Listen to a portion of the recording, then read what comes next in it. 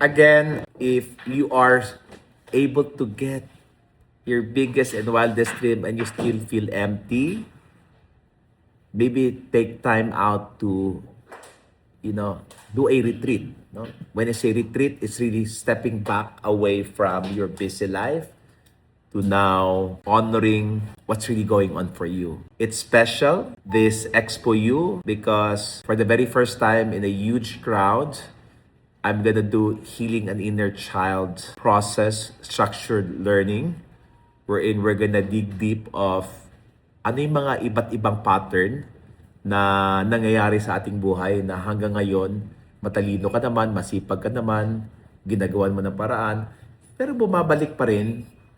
And the more you go up the ladder of success, the more you feel empty, the more you feel pain. Maybe because there's that little inner child who's been wounded, who's been hurt, and it's time to heal. And the Grand Expo U will be just an opportunity for you to know that as a beautiful creation of God, you are like Him, exponential. Except the reason why maybe hindi ka nagiging exponential growth, expansion, because again, that inner child is wounded. That inner child got a lot of trauma. That is showing up every day, showing up moment to moment. And what we want is to help you.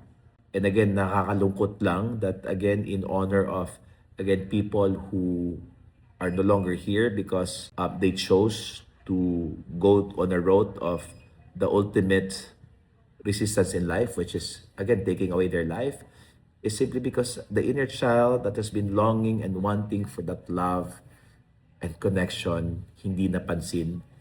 And maybe it's time for us to heal ourselves. It's time for us to expand and grow and experience how we can support people.